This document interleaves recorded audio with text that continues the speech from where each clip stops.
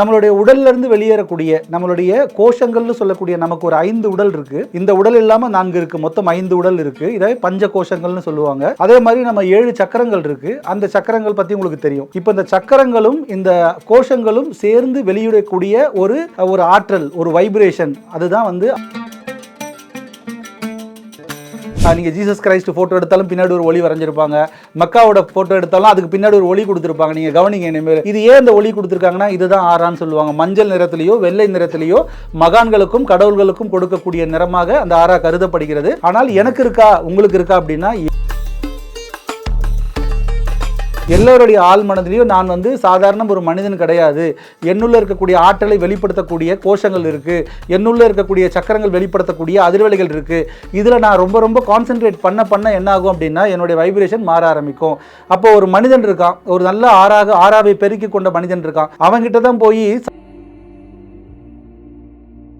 ஒரு இரும்பாக இருக்கக்கூடிய ஒரு மனிதனை ஒரு காந்தமாக மாற்றக்கூடியது வந்து உங்களுடைய ஆறாவை டெவலப் பண்றதுல தான் இருக்கு. ஸோ இது எப்படி டெவலப் பண்றது அப்படின்னா நம்ம சொன்ன இல்லையா, பஞ்ச கோஷங்களை பத்தி நமக்கு தெரிஞ்சிருக்கணும், 7 சக்கரங்களை பத்தி தெரிஞ்சிருக்கணும். சக்கரங்கள்னா சக்கரங்களோட நிறங்கள் மட்டும் இல்லை, அதுக்குன்னு சில தன்மைகள் இருக்கு. கோஷங்கள்னா அந்த கோஷங்களோட பெயர் மட்டும் கிடையாது, அதுக்கும் சில தன்மைகள் இருக்கு. அந்த தன்மைகள் எல்லாம் நாம் தெரிந்து கொள்ள வேண்டும். அதற்கு வகுப்புகள் எல்லாம் இருக்கு. கோஷங்கள் பற்றி சக்கராவை பற்றி வகுப்புகள்லாம் நீங்க கேள்விப்பட்டிருப்பீங்க. அந்த மாதிரி விஷயத்தை எடுத்து அதோட தன்மையை தெரிந்து கொண்டு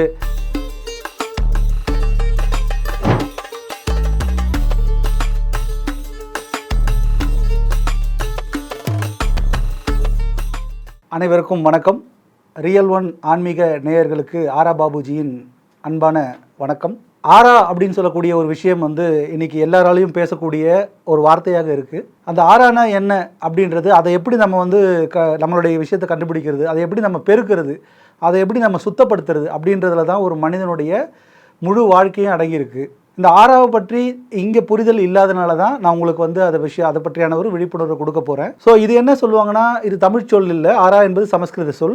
தமிழில் பார்த்தீங்கன்னா ஒளிவட்டம் அப்படின்னு சொல்லுவாங்க. நம்மளுடைய உடல்லேருந்து வெளியேறக்கூடிய நம்மளுடைய கோஷங்கள்னு சொல்லக்கூடிய நமக்கு ஒரு 5 உடல் இருக்குது. இந்த உடல் இல்லாமல் 4 இருக்குது. மொத்தம் 5 உடல் இருக்குது. இதை பஞ்ச கோஷங்கள்னு சொல்லுவாங்க. அதே மாதிரி நம்ம 7 சக்கரங்கள் இருக்குது. அந்த சக்கரங்கள் பற்றி உங்களுக்கு தெரியும். இப்போ இந்த சக்கரங்களும் இந்த கோஷங்களும் சேர்ந்து வெளியிடக்கூடிய ஒரு ஆற்றல், ஒரு வைப்ரேஷன், அதுதான் வந்து ஆறா அப்படின்னு சொல்லக்கூடிய, அதுதான் ஒளிவட்டம் அப்படின்னு சொல்லுவாங்க. இதை வந்து யாரெல்லாம் பெருக்கிறாங்களோ அவங்களுடைய வைப்ரேஷன் வந்து அதிகமாக இருக்கும். எந்த துறை சார்ந்தவராக இருந்தாலும், எந்த ஒரு நபராக இருந்தாலும், ஒரு மனிதனால் மட்டும்தான் ஆறாவை சுருக்கி கொள்ளவும் முடியும், பெருக்கி கொள்ளவும் முடியும். இப்போ இதே வந்து இந்த ஆறா வந்து மனிதர்களுக்கு மட்டும்தான் இருக்கா அப்படின்னா அதுவும் கிடையாது. எல்லா உயிரற்ற பொருட்கள் எல்லாத்துக்குமே இருக்குது. இப்போ கற்களுக்கு இருக்குது. இப்போ நிறைய ஸ்டோன்ஸ் சொல்கிறோம் இல்லையா, ஜெம் ஸ்டோன்ஸ் சொல்கிறோம் இல்லையா, gem stones, precious stones, semi precious, கிறிஸ்டல்ஸ்னு சொல்லுவோம். இதெல்லாம் நம்ம வாங்கி பயன்படுத்துகிறோம். அமித்திஸ்ட்டு அந்த மாதிரிலாம் ரோஸ் குவார்ட்ஸ் இந்த மாதிரிலாம் நிறைய கிறிஸ்டல்ஸ் வாங்கி பயன்படுத்துகிறோம். இது ஏன் பயன்படுத்துகிறோம் அப்படின்னா அது ஒரு விதமான ஆறாவை வெளிப்படுத்தும். ஒரு விதமான எலக்ட்ரோ மேக்னட்டிக் வேவ்ஸை வெளிப்படுத்துறதெல்லாம் உயிரற்ற பொருட்களுடைய ஒரு மிக முக்கியமான ஒரு பங்கு. அப்போது உயிரினங்கள் அப்படின்னு சொல்லக்கூடிய அதாவது என்னென்னா விலங்குகள், ஓரறிவிலிருந்து 6 அறிவு இருக்கக்கூடிய மனிதன் வரைக்கும் கூட ஆறா வந்து இருக்குது. இதை வந்து பயோ எனர்ஜின்னு சொல்லலாம், இல்லை பயோ பிளாஸ்மான்னு சொல்லலாம். இப்போ மற்ற உயிரினங்களுக்கெல்லாம் வந்து ஒரு ஸ்டாண்டர்டான ஒரு வைப்ரேஷன் இருக்கும். ஆனால் இதில் என்ன ஒரு மனிதனுக்கு ஒரு ஸ்பெஷல் என்ன அப்படின்னா, மனிதனால் எவ்வளோ அதிகமாக பெருக்க முடியுமோ அந்த அளவுக்கு நம்மளுடைய வைப்ரேஷனை பெருக்க முடியும். நம்மளே எவ்வளோ சுருக்கி கொள்ள முடியுமோ அதே மாதிரி நம்ம வைப்ரேஷனை சுருக்கி கொள்ள முடியும். அப்போது பெருக என்ன ஆகும்னா, உங்களுடைய வளர்ச்சி எதுவாக இருந்தாலும், படிப்பாக இருந்தாலும், தொழிலாக இருந்தாலும், இல்லை வந்து உங்களுடைய உறவுகள் மூலியமாக இருந்தாலும், இல்லை சமூகத்தின் மூலியமாக உங்களுடைய வைப்ரேஷனை நீங்கள் பெருக்கணும்னா உங்களுடைய ஆறா வந்து இன்க்ரீஸ் ஆனால் மட்டும்தான் உங்களுக்கு த பெஸ்ட், அதாவது பாசிட்டிவ்னு சொல்லுவாங்க. இப்போ வந்து பார்த்தீங்கன்னா இந்த வைப்ரேஷனை வந்து நம்ம இன்க்ரீஸ் பண்ணணும் அப்படின்றத விட்டுட்டு இதை கிளென்ஸ் பண்ணுறது எப்படி அப்படின்றது தான் நம்ம முன்னோர்கள் நிறைய விஷயத்தில் சொல்லியிருக்காங்க. அதாவது என்னென்னா, இப்போ வந்து நம்ம திஷ்டி சுற்றி போடுறது, தூடம் காமிக்கிறது, அப்புறம் வந்து நமக்கு வந்து தண்ணீர்களை வந்து சில புனித நீரை வந்து தெளிக்கிறது, இந்த மாதிரி வந்து மகிழ் ரெக்கையில் வந்து வருடுறது, இந்த மாதிரி நிறைய விஷயங்கள் பண்ணியிருக்காங்க பார்த்தீங்களா. இது எல்லாம் பார்த்தீங்கன்னா நம்ம ஆறாவை சுத்தப்படுத்தக்கூடிய ஒரு முறையாக தான் நம்ம முன்னோர்கள் வந்து இதை பயன்படுத்திட்டு வந்திருக்காங்க. ஆனால் நடுவில் இந்த மூட நம்பிக்கை வழக்கம்னு சொல்லி அதன் மீதுலேருந்து நம்ம வெளிவந்துட்டு மறுபடியும் அதற்குள்ளேயாக போகக்கூடிய ஒரு சூழல் வந்து இன்னைக்கு உருவாகி இருக்கு. இளைஞர் மத்தியில் கூட இன்னைக்கு உருவாகிட்டு இருக்கு. அப்போ என்னன்னா, இதெல்லாம் எதுக்கு சொல்லியிருக்காங்கன்னா ஆறா கிளென்சிங். இப்போ சாம்பிராணி போடுறோம் அப்படின்னா எதுக்கு, உங்ககிட்ட ஏதாவது ஒரு நெகட்டிவ் வைப்ரேஷன் உங்களுடைய ஆறால ஏதாவது ஃபிக்ஸ் ஆகிருந்துச்சுன்னா வந்துருந்துச்சுன்னா அதை வந்து கிளியர் பண்ணுறதுக்காக இந்த சாம்பிராணி போன்றது, பச்சை கற்பூரம் போட்ட இந்த மாதிரி விஷயங்கள் இதெல்லாம் வந்து நம்ம இன்னைக்கு ஆன்மீகத்தில் மதத்தில் எதெல்லாம் நம்ம ஃபாலோ பண்ணிக்கிட்டு இருக்கோமோ அதெல்லாம் எதற்காகனா மனிதனுடைய ஆரோக்கியம் அப்படின்னு சொல்லக்கூடிய ஒரு விஷயம், மனிதனுடைய பஞ்ச கோஷங்களை சுத்தப்படுத்தக்கூடிய ஒரு விஷயம், அதே மாதிரி மனிதனுடைய அந்த 7 சக்கரங்களையும் வந்து பேலன்ஸ் பண்ணக்கூடிய ஒரு விஷயமாக தான் இந்த ஆரா கிளென்சிங் மெத்தடெல்லாம் இருந்திருக்கு. ஸோ இதை எப்படி பெருக்கிறது அப்படின்றது பாருங்கள். நிறைய இப்போ உதாரணத்துக்கு வந்து நீங்கள் புத்தர் எடுத்துக்கிட்டிங்கன்னா ஒரு உதாரணத்துக்கு சொல்லுவாங்க, அவருக்கு வந்து 18 மைலுக்கு வந்து அவரோட ஆறா இருக்குது.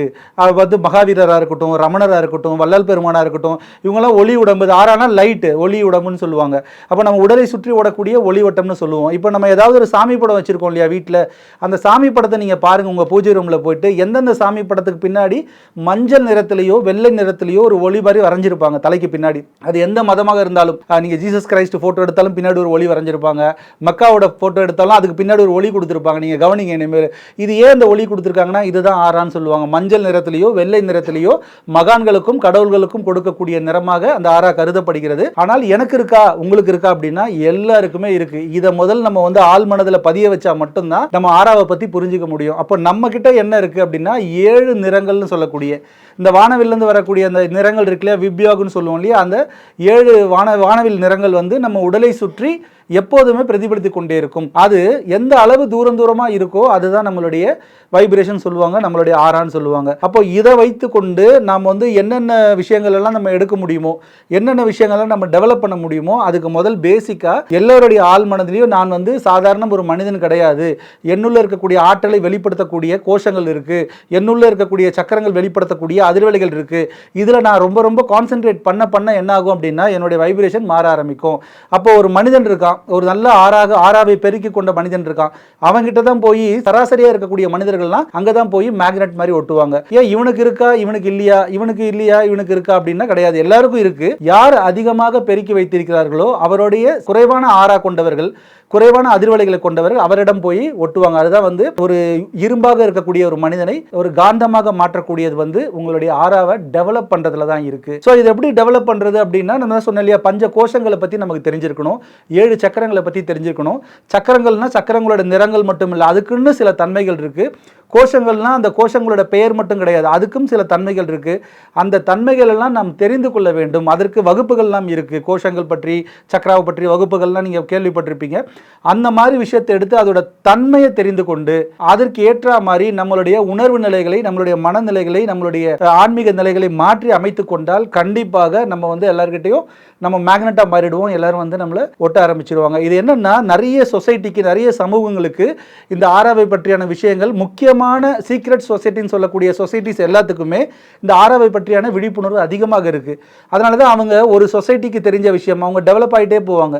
அதை இன்னொரு சொசைட்டிக்கோ இன்னொரு ஒரு குழுவுக்கோ அவங்க சொல்றது கிடையாது. ஏன்னா அது சீக்ரெட்னு வச்சுக்கிறாங்க. அது மாதிரி இப்போ அவங்களுக்கு மட்டும் உரியதா அப்படின்னா இல்லவே இல்லை, நம்ம எல்லாருக்கும் உரியது அந்த ஆறாவை பற்றி. அப்போ அதை பற்றியான விழிப்புணர்வு நம்ம கொடுத்து கொண்டே இருக்கிறோம். ஆனால் மேலும் மேலும் அதை பற்றி முழுவதுமாக நீங்கள் தெரிந்து கொண்டு, அந்த கோஷங்கள் சக்கரங்கள் பற்றி தெரிந்து கொண்டு, உங்களுடைய உடல் உள்ளுறுப்புகளை பற்றி தெரிந்து கொண்டு, உங்களுடைய மூளையோட அமைப்பு, உங்களுடைய மனதோட அமைப்பு இதெல்லாம் தெரிந்து கொண்டால் நீங்கள் வேறு எதையுமே தெரிந்துக்க வேணாம். உங்களுடைய தொழில் எதுவாக வேணாலும் இருக்கட்டும், உங்கள் படிப்பு எதுவாக வேணாலும் இருக்கட்டும், உங்களுடைய பயணம் பாதை எது வேணாலும் இருக்கட்டும், ஆனால் இந்த ஆரா அப்படின்னு சொல்லக்கூடிய இந்த வைப்ரேஷன்ஸை பற்றி நீங்கள் தெரிஞ்சு வச்சுக்கிட்டிங்கன்னா அந்த ஃபீல்டில் நம்ம டெவலப் ஆக முடியும். ஆனால் இதை நம்ம இப்போ எப்படி என்ன பண்ணுறோம்னா, உங்களுடைய ஆராவை வச்சு உங்களுக்கான பாதைகளையும் பயணங்களையும் எடுத்து சொல்லக்கூடிய ஒரு நிலை, ஒரு ஆராய்ச்சியை மேற்கொண்டு இருக்கிறதுனால தான் நம்ம வந்து இந்த ஆரா சப்ஜெக்டை பற்றி பேசிக்கிட்டு இருக்கோம். அதாவது என்னன்னா, உங்களுடைய புகைப்படத்தை வச்சே நம்ம அந்த விஷயத்தை நம்ம எடுத்துடலாம். அதாவது ஒருத்தருடைய ஃபோட்டோ, அவங்களுடைய பேர் இருந்துச்சுன்னா ஓகே, இவங்க வந்து என்ன மாதிரி கோஷங்களில் வந்து டிபெண்ட் பண்ணியிருக்கிறாங்க, என்ன மாதிரி சக்ராஸ் வந்து இவங்களுக்கு பேலன்ஸாக இருக்குது, நல்லா இருக்குது, எது வீக்காக இருக்குது அப்படின்றத நம்ம கண்டுபிடிச்சி அதுக்கேற்ற மாதிரி ப்ரெடிக்ஷனும் பண்ணிட்டு இருக்கிறனால தான் நம்ம ஆரா ப்ரெடிக்ஷன் அப்படின்ற ஒரு விஷயம் வந்து கடந்த ஒரு 8 ஆண்டு காலமாக பண்ணிட்டு இருக்கோம். அதனால நீங்கள் எந்த துறையாக இருந்தாலும், ஆணாக இருந்தாலும் பெண்ணாக இருந்தாலும் குழந்தையாக இருந்தாலும் ஆராவை பற்றி தெரிந்து கொள்ள வேண்டும். ஏன்னா சில குழந்தைங்களுக்கு ஆரா அதிகமாக இருக்கும், சிறு வயதில் நமக்கு ஆரா அதிகமாக இருக்கும். ஏன்னா நமக்கு எண்ணங்கள் ரொம்ப கம்மி. இப்போ ஒரு 5 வயசு பையனோட செக் பண்ணோம்னா அவருக்கு அதிகமாக இருக்கும். இப்போ நமக்கு இருக்கிற ஒரு டிஸ்டன்ஸோட அதிகமான ஒரு வைப்ரேஷன் இருக்கும். ஏன்னா அவங்க குழந்தைங்களுக்கு வந்து எண்ணங்கள் கம்மி, தாய் தந்தை நண்பர்கள் இவங்களை பற்றியான சிந்தனையை தவிர வேறு யாருடைய சிந்தனையும் அவங்களுக்கு இருக்காது. தொழிலை பற்றியோ படிப்பு பற்றியோ எதுவுமே சிந்தனை இருக்காது. அப்போ வயது ஏற ஏற ஒரு 18 வயது வரும்பொழுது ஆறா ஓரளவுக்கு குறைய ஆரம்பிக்கும். அந்த 5ல் இருந்த வைப்ரேஷன் இதில் இருக்காது. ஏன்னா அப்போ வந்து உங்களுடைய எண்ணங்கள், உங்களுடைய நீங்கள் பழகக்கூடிய நபர்கள், நீங்கள் ஊர் சுற்றக்கூடிய இடங்கள் இப்படின்ற மாதிரி இதில் தாட்ஸ் நிறைய வரனால அதில் நெகட்டிவும் அதிகமாக இருக்கலாம். ஸோ அப்போ ஆறா குறையறதுக்கு வாய்ப்பு இருக்குது. இதே வந்து ஒரு 30 வயசு வரும்போது ஒரு ஒரு ஒரு சுமை அப்படின்னு சொல்லக்கூடிய, அதாவது வாழ்க்கையை தொடக்கம், திருமணம், அதுக்கப்புறம் வந்து டெவலப்மெண்ட், இந்த மாதிரிலாம் யோசிக்கும் போது என்ன நடக்கும்னா, நீங்கள் உங்களுடைய நெகட்டிவ் அதிகமாக இருந்துச்சுன்னா உங்களுடைய ஆறா வந்து குறைய ஆரம்பிச்சிடும். இப்படி வயது ஏற ஏற ஆறா குறைவது என்பது இயல்பான மனிதர்களுக்கு ஏற்படக்கூடியது. ஆனால் அந்த ஆறா வைப்ரேஷன் தான் என்னன்னு தெரிஞ்சவங்களுக்கு என்ன பண்ணுவாங்கன்னா, நீங்கள் 50 வயது இருந்தாலும் சரி உங்களுடைய ஆறாவை குறைக்காமல் நெடுந்தூரமாக பெருக்க முடியும். இதே வந்து ஒரு 20 வயது இருந்தாலும், எனக்கு சுமைகள் அதிகமாக இருந்தாலும், நான் பாசிட்டிவான விஷயங்களை எடுத்து, எண்ணங்கள், சிந்தனைகள், நம்மளுடைய சொற்கள், நம்மளுடைய செயல்கள் எல்லாமே நம்ம வந்து பாசிட்டிவாக எடுத்து நம்மளோட வைப்ரேஷனை கூட்ட ஆரம்பிக்கும் போது ஆட்டோமேட்டிக்காக என்ன ஆகும்னா 20 வயதில் கூட 50 அடி 100 அடி ஆறாக கொண்டு வர முடியும்.